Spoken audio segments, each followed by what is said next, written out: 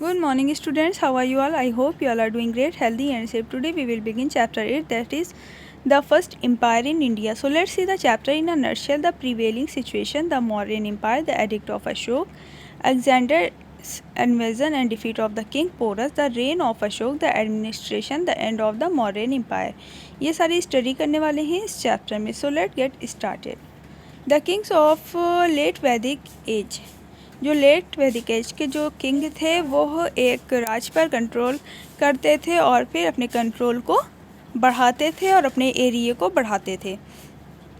और ये लोग के फोर्स्ड सिस्टम को फॉलो करते थे, यानी कि एक गवर्नेंस जो होती थी वो अपने एरिया को बढ़ाती थी.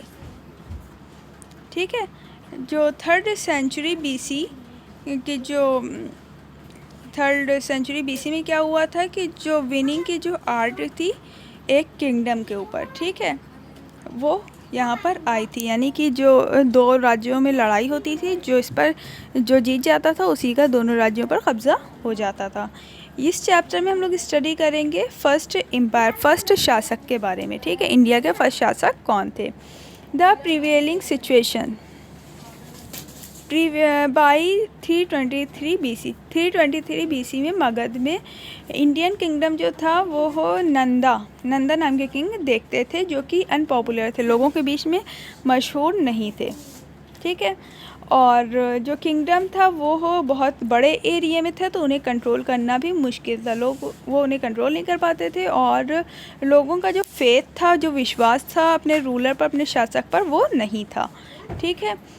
और इसकी वजह से क्या हुआ, other states which were smaller were also in the state of despair. तो फॉरेन छोटी छोटी जगहों में वो डिवाइड होना शुरू हो गया. जो फॉरेन लोग थे, जो बाहर के इन्वेडर्स आए, वो आकर अपना हुकूमत चलाने लगे, लोगों पर अपनी हुकूमत चलाने लगे. अलेक्जेंडर जो था वो एक एम्बिशियस किंग था जो इंडिया में आया और इसने इंडिया को बढ़ावा दिया. Alexander's invasion and defeat of king Porus से अलेक्जेंडर की लड़ाई हुई थी. Alexander the king of Macedonia after his victory over Iran turn towards India. Alexander जो था वो उसने इंडिया पर चढ़ाई की. ठीक है. ईरान से इंडिया पर उसने चढ़ाई की और 326 बीसी में नॉर्थ वेस्ट पार्ट जो था वहाँ पर उसने कब्ज़ा किया. Porus made preparation to resist the invader. तो जो घुसपैठ हो रही थी अलेक्जेंडर के थ्रू, उसे जो वहाँ का राजा था पोरस, उसने उसके लिए तैयारी की और वो इकट्ठे हो गए. उसने अपनी फोर्स को इकट्ठा कर लिया झेलम नदी के बाएं किनारे पर. ठीक है. Alexander cross the Jhelum and made a surprise attack. Alexander ने झेलम नदी को पार किया और पोरस पर अचानक से हमला कर दिया. और किंग पोरस जो थे वो बहुत ही बहादुरी के साथ लड़े और फिर उन्हें बहुत ज़्यादा चोट लगी, बहुत ज़्यादा घाव लगे. और फिर क्या हुआ, अलेक्जेंडर ने क्या किया कि he said we should be treated like a king. उसने कहा कि हमें इनके साथ ऐसा व्यवहार करना चाहिए जैसे किंग के साथ किया जाता है, जो कि अपने मदरलैंड पर कुर्बान हो गया. अलेक्जेंडर एडमायर्ड हिज करेज. अलेक्जेंडर ने उनके करेज को, उनके साहस को सराहा और उन्हें फ्रेंड बना लिया. His army had reached near present day Lahore. उसकी आर्मी जो थी वो लाहौर पहुंच गई, जो कि अब लाहौर में है और वो पहले इंडिया में थी. When the first time his soldiers refused the obey him, they were tired and exhausted of continued war over a long stretch. उनके जो सोल्जर्स थे वो थक चुके थे और उन्होंने लड़ने से इनकार कर दिया, उनका कहना मानने से इनकार कर दिया और वो बहुत ज़्यादा लंबी चलने वाली वार से थक गए थे, लंबी चलने वाले युद्ध लड़ाई से थक गए थे. Alexander left the occupied territories on the west river Indus under his general Seleucus Nicator जो था वो एक जनरल था जो कि वापस आया 323 बीसी में. अलेक्जेंडर की डेथ हो गई बॉबीलोन में. अलेक्जेंडर ने एग्जिट किया and the gradual decline of Magadh led to a breaking up of territories held by them. The Mauryan empire Chandragupta Mauryan empire जो था चंद्रगुप्त मौर्य पहला मौर्यन एम्पायर था, पहला मौर्यन शासक था। Although Nandas had collected great wealth through taxes and maintained a large army, उसके पास नंदाज ने बहुत ज़्यादा पैसा इकट्ठा किया टैक्स लोगों से लेकर, ठीक है, लोगों से टैक्स लिया और अपनी बड़ी सी आर्मी के थ्रू उसने पैसा इकट्ठा किया। वो लोगों पर बहुत कम खर्च करता था और लंबी बहुत उसकी बड़ी फ़ौज थी, जिसकी वजह से वो लूटपाट करके दूसरे राज्यों से पैसा ले लेता था और उसकी हुकूमत बढ़ जाती थी। There he learnt the art of welfare from the Greeks. उसने वेलफेयर की आर्ट ग्रीक से सीखी और चंद्रगुप्त उसे मिला जो कि एक बुद्धिमान था, ठीक है, बुद्धिमान ब्राह्मण था और चाणक्य भी था, ठीक है। Had been humiliated by the Nanda king Dhanananda. He was impressed with Chandragupta, वो चंद्रगुप्त से जो था इम्प्रेस हुआ और उसने डिसाइड किया कि वो इस यंग मैन को स्टेट क्राफ्ट के लिए क्या करेगा, स्टेट क्राफ्ट के लिए तैयार करेगा। और फिर उसने क्या किया, 321 BCE में उसने मौर्यन एम्पायर वो बना, ठीक है, चंद्रगुप्त मौर्य उसका नाम था और इसी वजह से उसे मौर्यन एम्पायर कहा गया, ठीक है। उन लोगों को मौर्यन एम्पायर की फैमिली के जो एम्पायर थे उन्हें मौर्यन एम्पायर कहा गया, मौर्यन शासक कहा गया, ठीक है। After consolidating this position in Magadh, Chandragupta conquered Punjab and other parts of north India. उन्होंने मगध में अपनी पोजीशन को बढ़ाया और चंद्रगुप्त मौर्य ने, इसका परिणाम क्या हुआ कि पंजाब और नॉर्थ इंडिया के जो दूसरे पार्ट्स थे वहाँ पर भी उनका शासन हुआ। In the north west Chandragupta concluded a marriage alliance with the daughter of Seleucus Nicator. उसके बाद सेलेकस निकेटर जो कि जनरल था अलेक्जेंडर का, उससे शादी हो गई, ठीक है। और territories covering modern Afghanistan were given to him. फिर उसकी टेरिटरीज ने अफगानिस्तान कवर किया। चंद्रगुप्त ऑल्सो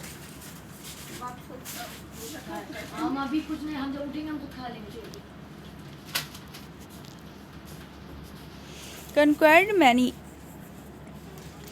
उसने साउथ के एरिया, नॉर्थ के साथ साथ उसने साउथ के एरिया को भी कवर किया और अपने कब्जे में कर लिया।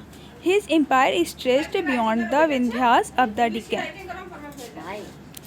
Thus his empire extended from the Hindu Kush in the northwest of Bengal in the east and Himalayas in the north of Narmada in south। यहाँ पर इनका जो राज्य था वो बढ़ा, ठीक है, ये सारी चीज़ों पर इन्होंने कब्जा किया और फिर यहीं पर ये एम्पायर ये सारी चीज़ों पर बन गए थे।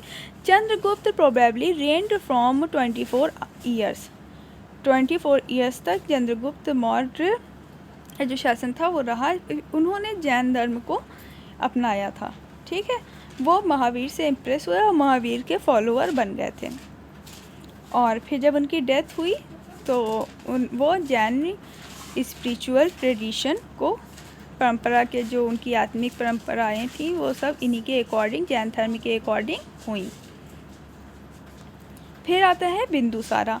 Chandragupta was succeed by his son Bindusara. Bindusara rule from 297 to 273 BC। 297 से 273 BC में ये एम्पायर बने।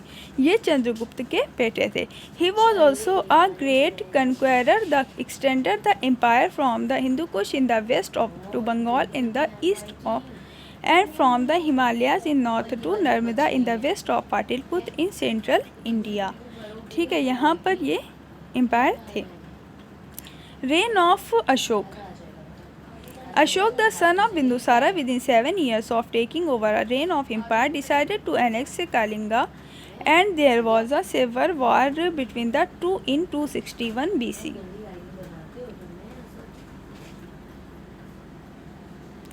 अशोक जो थे वो बिंदुसारा के बेटे थे। इसके बाद बिंदुसारा के बेटे अशोक का शासन हुआ।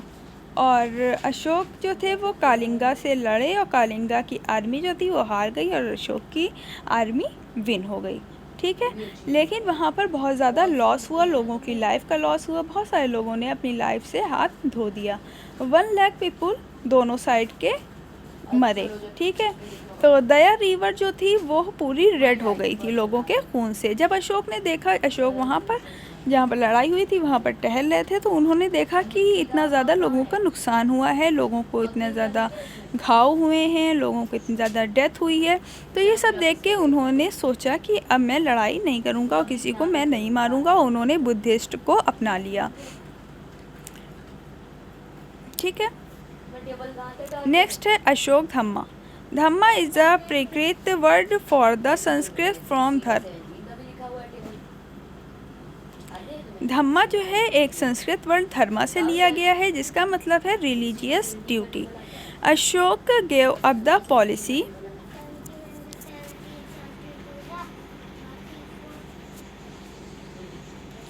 of the conquest through war, Digvijay, and the began to follow a policy of conquest through dharma. Main principle of Dhamma. The main principle of Dhamma were as follows. Everyone should follow अहिंसा। सबको अहिंसा को follow करना चाहिए, यानी कि लड़ाई झगड़े से दूर रहना चाहिए। Non violence to all living being, और किसी भी लिविंग बीइंग को मारना नहीं चाहिए। No animal should be slaughtered for sacrifice, किसी भी एनिमल्स को सेक्रीफाइस नहीं करवाना चाहिए। People should be gentle with slaves and servants, वो गुलामों के साथ और ठीक है दासों के साथ उन्हें अच्छे से बिहेव करना चाहिए। They should be truthful, charitable and king to all. People should respect their elders, peoples को अपने एल्डर्स की रिस्पेक्ट करनी चाहिए। People should treat all creatures with compassion, सभी प्राणियों से अच्छे से व्यवहार करना चाहिए। People should give gift to Brahmans and monks, उन्हें ब्राह्मण्स को मॉन्क्स को लोगों को गिफ्ट देना चाहिए। Each one should respect the others religion, हर रिलीजन को, हर धर्म को दूसरे रिलीजन की रिस्पेक्ट करनी चाहिए। The edict of Ashok. Edict of Ashok set in stone are found throughout the subcontinent, जो कि सब कॉन्टिनेंट में मिले। Ranging from the far west to Afghanistan and as far south as Andhra Nellore district. Ashok district edict state his policies and accomplishment although predominantly written in Prakrit. इनकी जो text थे वो आपको stone पे मिले थे। Although predominantly written in Prakrit. 2 of them were written in Greek, जो कि ग्रीक लैंग्वेज में मिले थे। पहले वाला जो था आपको किस में मिला था, संस्कृत में मिला था। अब यहाँ से ये चेंज हुआ कि ये लोग ग्रीक लैंग्वेज को जान गए थे। And 1 in the both Greek and Arabic, और अरबिक, ग्रीक और अरबिक में उनके टेक्स्ट मिले हैं। The inscription reflect on Ashoka's belief in Buddhist concept of Dharma and his effort to develop the Dharma throughout his kingdom. Kalinga war के बाद क्या हुआ था कि जो एम्पायर थे उसने एक्सपीरियंस किया कि जो हो पीस में जो चीज़ है वो हो लोगों में फैल गई। अशोक ने पीस को लोगों से इंट्रोड्यूस कराया। और India was a prosperous, the stable empire of great economic and military power whose political influence and trade extended across। फिर यहाँ से क्या हुआ कि एम्पायर जो था उसने बल्कि यहाँ की इकोनॉमिक कंडीशन, यहाँ की मिलिट्री पावर को एक्सटेंड किया और यहाँ के ट्रेड को भी एक्सटेंड किया। ठीक है, modern India also enjoyed an era of social harmony and expansion of the sciences and of the knowledge।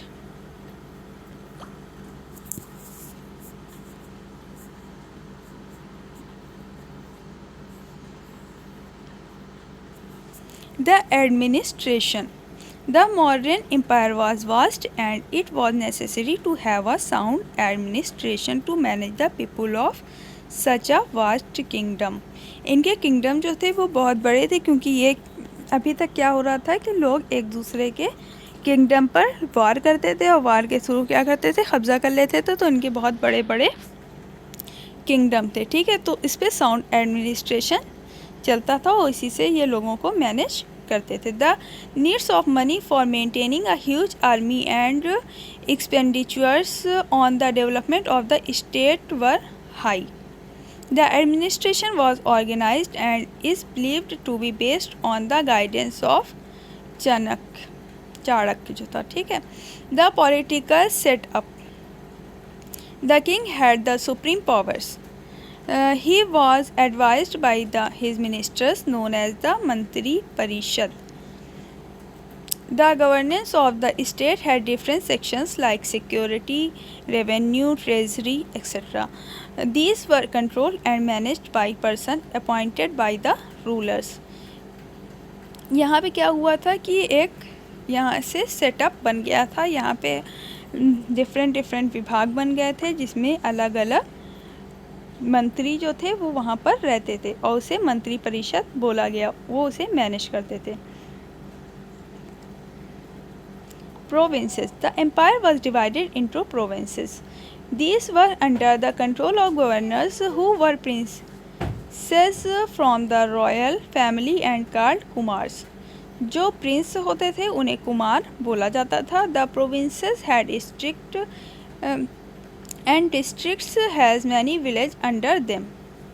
जो प्रोविंसेस थे वो मिलकर एक डिस्ट्रिक्ट बनाते थे और डिस्ट्रिक्ट में बहुत सारे विलेज थे। The judiciary. The king was the supreme जज. जो सुप्रीम जज था वो किंग होता था, वही सब जजमेंट करता था, सारे फैसले उसी के हाथ में रहते थे। वहाँ पर लोअर कोर्ट्स भी थी, जैसे पंचायत बोला जाता था, जो कि लोअर लेवल्स पर थी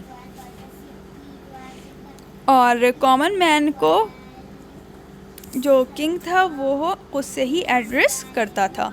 revenue collection. Officials were appointed to collect taxes. जो ऑफिशियल्स लोग थे वो टैक्स को कलेक्ट करने के लिए अपॉइंट किए गए। They were given a fixed salary. उन्हें एक फिक्स सैलरी मिलती थी। Spies were appointed to keep a watch on the performance of officials. Spies को ऑफिशियल्स वर्क करने के लिए अपॉइंट किया गया। Taxes were collected from the farmers, craft person, traders and herders. They were empowered to even punish those who did not pay or disobeyed the rules. जो rules को तोड़ता था उससे सज़ा मिलती थी। Public works. The king spent a lot of money on development and providing facilities to the people. जो king था वो बहुत ज़्यादा मनी स्पेंड करता था डेवलपमेंट के लिए और लोगों को फैसिलिटीज़ देने के लिए, फैसिलिटीज़ को प्रोवाइड कराने के लिए। Road, wells, rest houses for travellers were develop. यहाँ से रोड, वेल्स, ये सारी चीज़ें डेवलप हुई. Agriculture prospered and stone work was in great demand. Religious transformation. Religious में क्या क्या चेंजेस हुए, रिलीजन में क्या क्या चेंज हुए. Ashoka believe that all religion should be respected and no one should cast any aspirations on any one's belief and faith. Ashoka का मानना था कि सारे ही रिलीजन जो होते हैं वो रिस्पेक्टेड होते हैं. अशोक का जो मैसेज था उसने बुद्धिज़्म को स्प्रेड करने में हेल्प किया, ठीक है. वो क्योंकि बुद्धिस्ट था तो उसने Sri Lanka, south east Asia, west Asia and Mediterranean Europe में अपने शासन को बढ़ाया. Society. The caste system prevailed during this period. women were given greater rights. There was distinct laws for each caste. Most of the people were farmers. Rice, wheat, barley, pulses and vegetables were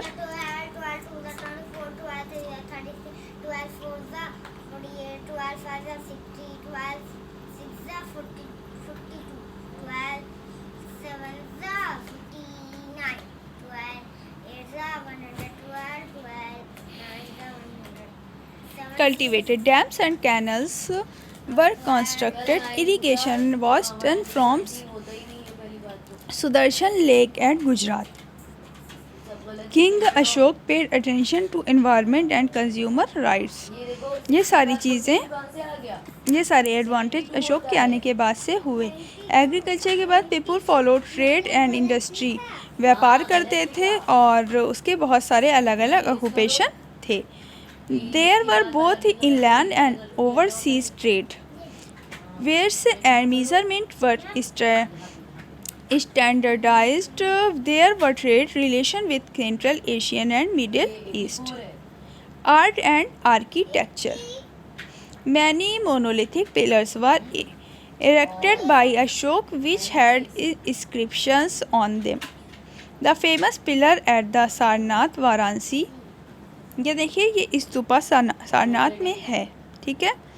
4 lions sitting back to the back and facing the 4 directions. तो इनका जो स्तूपा था उसमें क्या थे, 4 line थे जो कि जिनके फेस जो थे वो अलग अलग डायरेक्शन में थे। हर लाइन के नीचे एक व्हील था। The lion capital is now the national emblem of India. जो अब लायन है वो क्या है, इंडिया का नेशनल एम्ब्लम है। The stupat were built to hold the relic of Buddha.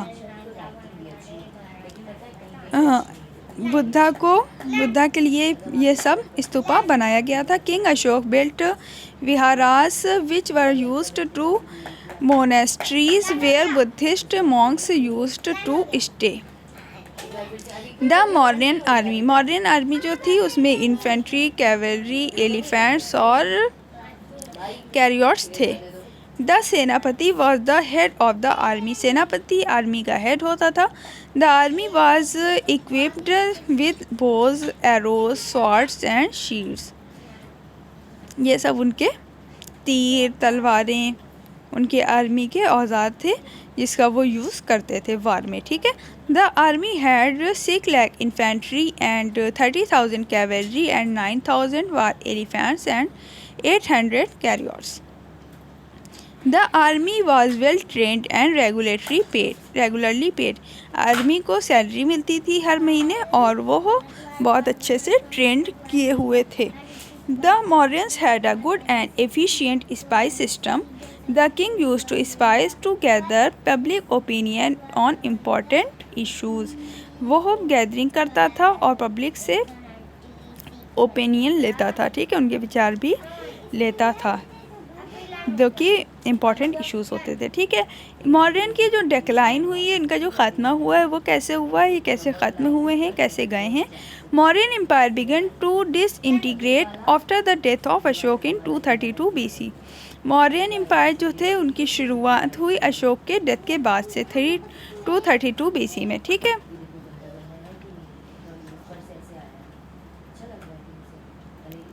Mauryan जो थे वो ख़त्म होना शुरू हो गए थे अशोक की डेथ के बाद। अशोक की डेथ 232 BC में हुई थी। Ashok was succeeded by weak rulers by lost control of vast empire. Ashok जो था उसने बहुत सारे कमज़ोर रूलर्स के साथ लड़ाई की थी और वो एक बड़ा एम्पायर बन गया था।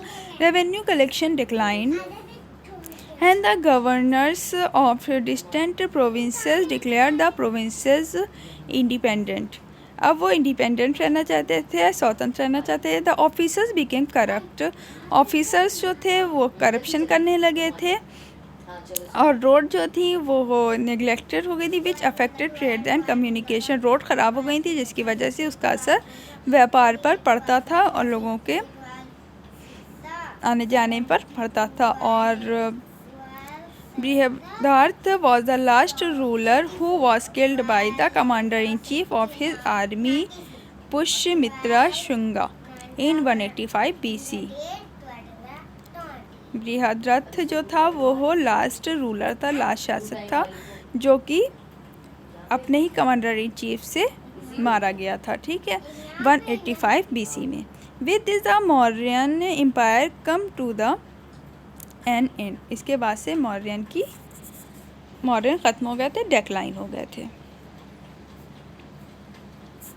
Takshashila was the seat of Brahmanical learning. Brahman लोग तक्षशिला में जाकर स्टडी करते थे, वहाँ जाकर पढ़ाई करते थे। There was a university situated in the north west provinces, जो कि नॉर्थ वेस्ट एरिया में थी। It was a very big centre of learning of different subject and the university attracted Buddhist student from all over India and abroad. जो abroad के लोग थे, India के लोग थे, वो वहाँ पर जाकर स्टडी करते थे। तक्षशिला एक यूनिवर्सिटी थी। Trade between Takshashila and south India flourished. Precious stone, pearls, gold and diamond were traded. Blankets were an important item for trade. Blanket जो थे वो व्यापार में सबसे ज़्यादा बेचे जाते थे और ब्लैंकेट का व्यापार सबसे ज़्यादा होता था। Rome, Egypt, China and Sri Lanka also had trade relations with India. The end of Mauryan empire. Soon after Ashok's death, the empire began falling to pieces. There were several reasons why the empire broke up. The empire were very vast. Empire जो था वो बहुत बड़ा था और उसके लिए बहुत ज़्यादा स्ट्रॉन्ग हैंड की ज़रूरत थी जो इसे आपस में पकड़ के रखे। लेकिन अशोक जो था वो सक्सेसर था किस पर? वीक पर, ठीक है, जो कमज़ोरों पर जीता था। The later kings fail to collect taxes from the people. जो किंग थे, बाद वाले किंग जो थे वो लोगों से टैक्स नहीं ले पाते थे, जिसकी वजह से वो इतनी बड़ी आर्मी को मेंटेन नहीं रख पाते थे। The Greek kings began to invade the north western India. जो ग्रीक किंग थे वो उन्होंने घुसपैठ किया नॉर्थ वेस्टर्न इंडिया में। तो जब दूसरे राजा आ गए तो पहले वाले राजा को खत्म कर दिया, ठीक है। The army had lost its fighting qualities because after Kalinga war Ashok did not fight any other war. Army जो थी उसने फाइटिंग क्वालिटीज़ को खो दिया था, वो फाइट नहीं कर पाती थी। तो जो राजा इन्वेट करते थे फिर उनके थ्रू क्या हो जाती है, वो उनके थ्रू इनकी हार हो जाती थी क्योंकि ये फ़ाइट करना भूल गए थे, क्योंकि अशोक ने फ़ाइट करने से, वार करने से मना कर दिया था कालिंगा के बाद। यही सारी कंडीशंस थी जिसकी वजह से बृहद्रथ जो था वो लास्ट मौर्यन रूलर बना था, जो कि मौर्यन जनरल पुष्यमित्रा सांगा के थ्रू किल कर दिया गया था। The Mauryan empire finally came to an end in 185 BC। 185 BCE में इसका एंड हो गया। I hope you have clear all the things, so it's enough for today. Thank you, have a nice day.